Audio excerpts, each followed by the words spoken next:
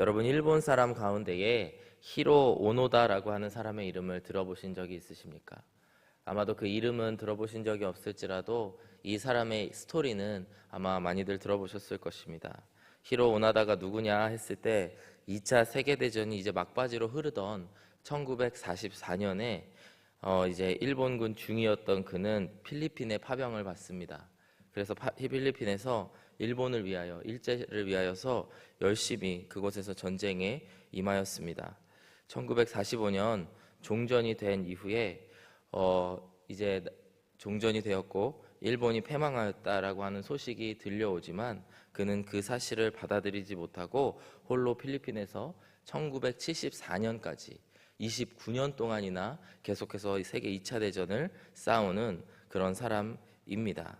1945년에 일본이 패망했다라고 하는 소식을 여러 전단물을 통하여서 뿌려졌다고 합니다. 필리핀 지역에도 뿌려져서 많은 일본 패잔병들이 그 소식을 듣고 그 소식을 따라 이제 투항을 하게 되고요. 본국인 일본으로 후송이 되게 됩니다.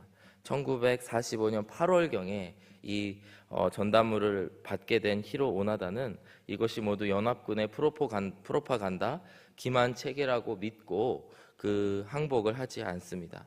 오노다 밑에 있었던 부하들도 그와 함께 남았지만 이제 계속해서 달라지는 그 상황을 보면서 하나 둘씩 몰래 투항을 하게 되고요.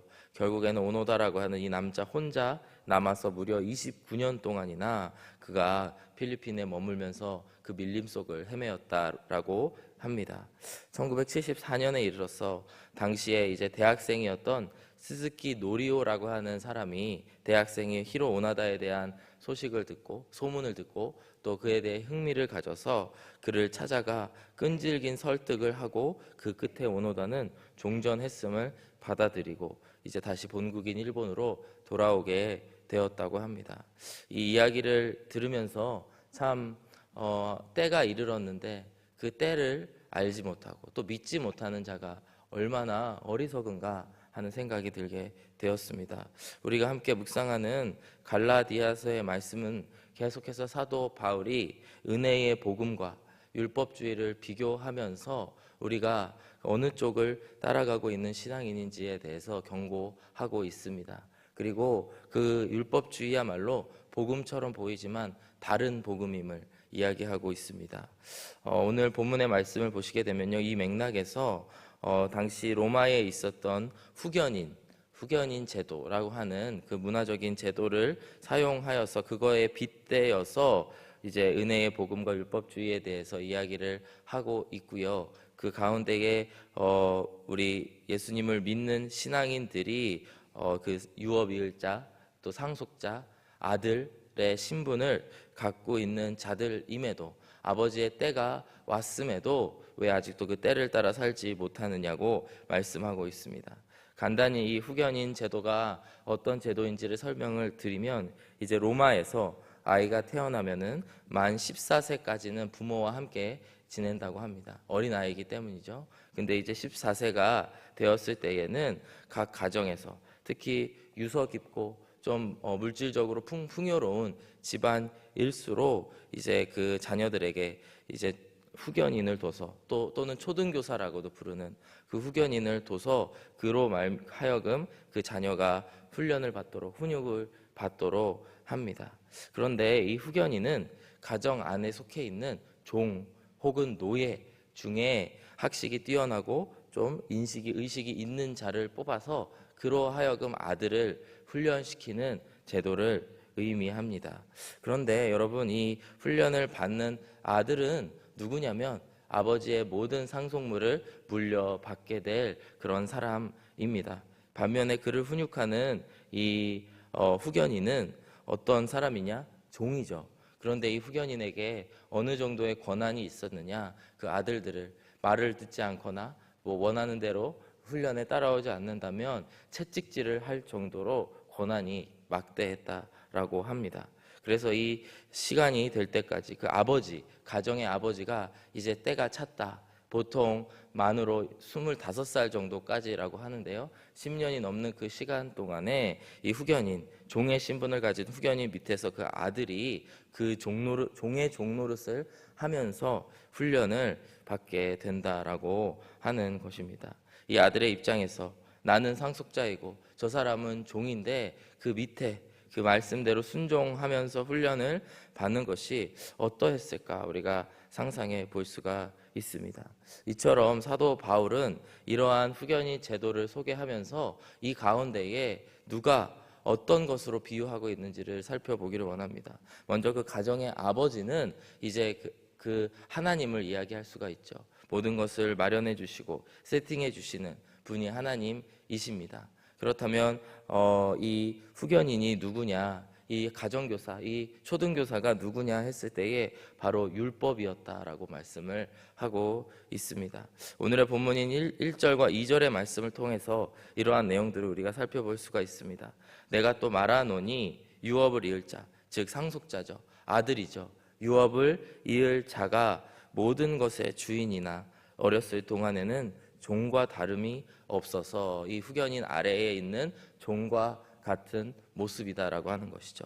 2절의 말씀을 보시면요, 그 아버지가 정한 때까지 후견인과 청직이 아래에 있나니 이렇게 말씀하면서 시작하고 있습니다. 이 하나의 비유, 모든 사람들이 그 당시 로마 시대에 보아왔던 그 제도를 이제 비유에 사용하면서 마치 하나님과 또 율법과 우리들 간의 관계가 어떠한지를 보여주고 있습니다. 3절의 말씀을 보시면요, 이와 같이 우리도 이렇게 말씀이 시작이 되는데 이것이 무엇을 의미합니까? 바로 비유로 모든 것을 설명했다. 이와 같이 우리도 어렸을 때에 이 세상의 초등학문 아래에 있어서 종노릇 하였다, 이렇게 말씀하고 있습니다. 즉 우리가 어렸을 때에 언제를 생각하시면 되냐면요, 이제 모세가 처음 율법을 받았을 때부터 그 민족을 형성했던 시기에서부터 예수님이 오시기 전까지의 그 기간, 어렸을 때의 그 기간에는 이 세상의 초등학문 아래에 있듯이 우리가 그 율법 아래에 종노릇하였다라고 하는 것입니다. 그러나 4절의 말씀을 보시면요, 때가 참에 하나님이 그 아들을 보내사 아버지에게 나게 하시고 율법 아래에 나게 하셨다, 이렇게 사도 바울은 설명하고 있습니다. 즉 사도 바울은 무엇을 이야기하고 있냐면 은혜의 복음과 율법주의에 대해서 이야기를 하면서 이제 율법의 때는 모두 지나갔다고 말씀하고 있는 것입니다. 때가 차서 아버지 하나님께서 말씀하신 그 때가 차서 이제 그 하나님께서 그 아들 예수 그리스도를 보내셔서 여자 아래에서 그리고 율법 아래에서 나게 하신 일들을 통해서 이제 하나님의 때가, 율법의 때가 찼고 이제는 진정한 구세주이신 예수 그리스도, 우리에게 자유를 주시는 예수 그리스도와 함께 이제는 상속자로, 유업 이을 자로, 자유인으로 살아가야 된다라고 하는 것을 이야기하고 있습니다. 갈라디아서 3장 24절의 말씀을 보시면요, 이와 같이 율법이 우리를 그리스도께로 인도하는 초등 교사가 되어 우리로 하여금 믿음으로 말미암아 의롭다함을 얻게 하려 함이라. 율법의 목적은 무엇이냐면 우리로 하여금 어린 시절의 그런 자녀와 같은 우리들로 하여금 그리스도께로 인도하게 하는 초등 교사, 그 초등 교사가 되어서 우리로 하여금 종국에는 믿음으로 말미암아 의롭다함을 받아 바로 그 은혜의 복음 가운데에 들어가게 하려고 하시는 하나님의 목적과 계획이 있다라고 하는 것이죠. 그런데 사도 바울이 지적하고 있는 것은 이와 같이 때가 차서 예수님의 때, 이제 은혜의 복음이 본격적으로 시작되는 그 때가 온 이후의 삶을 살아가고 있음에도 불구하고 어찌하여 너희들은 다시 어렸을 때의 모습을 벗지 못하고 그 때를 지나지 못하고 아직도 율법 가운데에 빠져 있느냐라고 말씀하고 있는 것입니다. 다시 해서 말씀드리면 초대교회 시절에는 이 할례파들이 있어서요, 그 이방인들, 특히 이방인들이 예수님을 믿고 들어온 경우에는 모두 할례를 받지 않고서는 구원을 받지 못한다라고 말씀하였다고, 가르쳤다고 갈라디아서는 기록하고 있습니다. 이러한 모습이 어떤 모습이냐? 마치 전쟁이 모두 끝났음에도 이제 전쟁이 끝났다는 소식이 들려옴에도 불구하고 그것을 믿지 못하고 그것을 따르지 못하고 여전히 자기의 생각 가운데 갇혀 있는 그 일본인의 한 병사와 같이 그 하나님의 때를 받아들이지 못하는, 그리고 그 새로운 복음의 은혜의 복음을 알지 못하는, 받아들이지 못하는 자들의 어리석음을 지적하고 있는 것입니다. 이 아들의 특권이 얼마나 강력한지 5절과 6절의 말씀을 통해 볼 수가 있습니다. 율법 있는 자들을 속량하시고 우리로 아들의 명분을 얻게 하려 하심이라. 그리스도의 사역이 이러한 사역이라는 것입니다. 그런데 그들의 특권이 얼마나 크냐? 6절의 말씀처럼 너희가 아들임으로 하나님이 그 아들의 영을 우리 마음 가운데 보내사 아빠 아버지라 부르게 하셨느니라, 이렇게 말씀합니다. 여러분, 아빠라고 부르는 것이 매우 친숙한 관계, 아버지와 매우 친숙한 관계임을 나타내는 표현입니다. 이스라엘 사람들은 하나님을 부를 때에 아빠라고 부르지 못했습니다. 아빠는커녕 하나님을 하나님이라고도 부르지 못하는 그런 일들, 이 이스라엘 그 율법 아래에 있는 자들 가운데에 있었습니다. 그러나 사도 바울이 이야기하는 것은 이제 우리가 아버지 하나님의 그 뜻을 따라 아들이 되었을 때에 그 아들이 하나님 아버지와 얼마나 친숙하냐, 하나님을 아버지라고, 아빠라고 부를 수 있는 그런 영적인 자리에까지 들어가게 되었다라고 하는 것입니다. 로마서 8장 14절에서 17절의 말씀을 보면 이렇게 말씀하고 있습니다. 무릇 하나님의 영으로 인도함을 받는 사람은 곧 하나님의 아들이라. 너희는 다시 무서워하는 종의 영을 받지 아니하고 양자의 영을 받았으므로 우리가 아빠 아버지라고 부르짖느니라. 성령이 친히 우리의 영과 더불어 우리가 하나님의 자녀인 것을 증언하시나니 자녀이면 곧 상속자 곧 하나님의 상속자요 그리스도와 함께한 상속자니 우리가 그와 함께 영광을 받기 위하여 고난도 함께 받아야 할 것이라. 우리와 이제 양자 삼아주신 하나님과 또 그 양자인 우리들 가운데의 관계를 이야기하고 있는 것입니다. 하나님의 영이 우리 가운데에 임해서 우리가 구원을 받고 그 구원을 받은 우리들은 이제 하나님의 아들이 되어서 친히 하나님을 아빠 아버지라고 부를 수 있는 그런 변화된 신분이 되었다. 어찌 그것을 알지 못하느냐라고 사도 바울은 이야기를 하고 있습니다. 오늘의 본문 7절의 말씀을 보시면요, 그러므로 내가 이후로는 종이 아니요 아들이니 아들이면 하나님으로 말미암아 유업을 받을 자니라. 하나님께 받을 유업은 무엇일까요? 바로 천국의 구원인 줄로 믿습니다. 천국에서의 영원한 삶, 아버지 하나님의 집에 들어가는 일, 그것이 바로 아들이 받게 될 유업인 줄로 믿습니다. 이제 우리는 종이 아니고 아들인데, 이제 내가 종이 아니고 아들인데 어찌 아들임을 깨닫지 못하고 그 하나님의 자유의 말씀 가운데에 들어가지 못하는지를 이야기하고 있는 것입니다.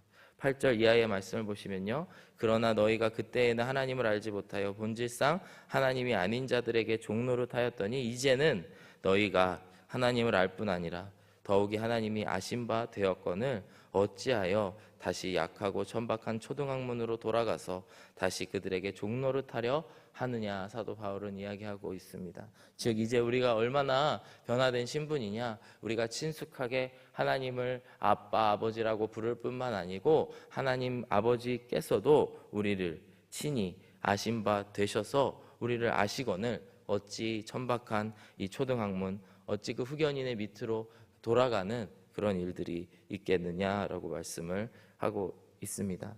저는 앞서서 말씀드린 그 일본 폐잔병 히로 오나다의 이야기를 읽으면서 참 놀라운 생각들이 든 몇 개의 단어들이 있습니다. 제가 읽어드리겠습니다. 그는 전쟁이 끝났다는 소식을 첫 번째로 들었으나 무려 29년 동안이나 이 사실을 받아들이지 못하고 홀로 필리핀에서 싸웠습니다. 1945년 일본이 패망하자 그는 오히려 이것이 모두 연합군의 프로파간다이고 기만책이라고 믿고 항복하지 않았습니다. 저는 이 문장을 보면서 저희들의 신앙생활의 모습들이 있지 않나, 오늘 사도 바울의 마음이 이 히로 오나다를 보고 있는 우리들의 마음과 비슷하지 않을까 생각해 보았습니다. 분명 그 소식이 들렸으나, 복음의 소식이 들렸으나, 그러나 그 사실을 받아들이지 못하고, 우리들 삶 가운데 이런 시간들이 있지 않았습니까? 처음 복음 딱 들어서 복음을 받아들이신 분은 없으실 것입니다. 그러나 하나님의 때가 됐을 때 그리스도께서 우리의 마음 가운데에 오셔서 우리를 구원하여 주셨고, 또 그것을 예수님의 복음의 소식을 믿게 되는 그 순간까지 얼마나 은혜의 과정을 보내셨는지 오늘 이 아침에 기억해 보시길 원합니다. 그래서 우리 주변에 여전히 이것이 정말 성경의 말씀, 하나님의 은혜의 복음의 말씀이 거짓말이다, 어떻게 저런 일이 있을 수 있느냐라고 믿지 못하고 아직 자기 확신 가운데 살아가는 자들이 있다면, 우리가 오늘도 그들에게 나아가 그리스도의 사랑과 복음을 전하게 되시는 저와 여러분들이 되시기를 주님의 이름으로 축복합니다. 말씀을 마무리하며 요한복음 8장 31절에서 36절의 말씀을 보시면요, 유명한 말씀이 있습니다. 그러므로 예수께서 자기를 믿은 유대인에게 이르시되 너희가 내 말에 거하면 참으로 내 제자가 되고, 즉 예수님을 믿게 된 유대인들에게 말씀을 하시면서요, 32절의 말씀, 진리를 알지니 진리가 너희를 자유롭게 하리라, 이렇게 말씀합니다. 그랬더니 그들이 33절에서 물어봅니다. 우리가 아브라함의 자손이라 남의 종이 된 적이 없거늘 어찌하여 우리가 자유롭게 되리라 하느냐? 예수께서 대답하시되 진실로 진실로 너희에게 이르시되 죄를 범하는 자마다 죄의 종이라. 종은 영원히 집에 거하지 못하되 아들은 영원히 거하나니 그러므로 아들이 너희를 자유롭게 하면 너희가 참으로 자유로우리라, 이렇게 말씀하고 있습니다. 우리는 죄의 종이어서 하나님의 집에 절대로 들어갈 수 없는 그런 존재들이었지만, 아들의 영, 즉 예수 그리스도의 영으로 말미암아 우리가 하나님의 아들, 양자가 되었음을 이 시간 믿으시길 바랍니다. 그리고 그 아들이 함께하는 자들, 또 아들이 된 자들은 자유롭게 하는 그 하나님의 아들의 영이 우리 가운데 계시다라고 하는 것이죠. 사랑하는 여러분, 이제 우리는 하나님의 아들, 딸, 자녀가 되었습니다. 그렇기 때문에 우리 가운데에 있는 어떠한 율법적인 행위들을 모두 제해버리고 그 하나님의 때가 도래했음을 인식하고 받아들이고 믿고 따르게 되시기를 주님의 이름으로 축복합니다. 그리고 우리 주변에 여전히 죄의 사슬 가운데에 있는 자들이 있다면, 죄의 종이 된 자들이 있다면, 결국에 그 하나님의 집에 들어오지 못하는 자들이 있다면 그들을 하나님의 집에 초청하고 그들도 하나님의 아들과 딸, 자녀가 되어지는 은혜를 또 목도하게 되시는 저와 여러분들이 되시기를 축복합니다. 함께 기도하겠습니다. 사랑하는 아버지 하나님, 감사합니다. 저희들에게 은혜의 선물을 허락하여 주심을 감사합니다. 우리가 그 복음의 말씀을 오늘도 잊어버리고 율법적으로 어떠한 행위로 주님께 나아가고 있지 않나 한번 더 돌아보게 됩니다. 또 우리 주변에는 여전히 예수 그리스도의 복음의 소식을 들으면서도 알지 못하고 깨닫지 못하고 믿지 못하는 자들이 많이 있는데, 아버지, 저희들에게 은혜 내려주신 것과 같이 이 세상 모든 만민들에게 하나님의 말씀을 전파하게 하여 주시고, 그들이 하나님의 말씀을 믿어서 때가 참에 그들이 모두 주님을 믿게 되는 역사가 있게 하여 주옵소서. 우리를 사용하여 주실 주님께 감사드리며 예수 그리스도의 이름으로 기도드렸습니다. 아멘.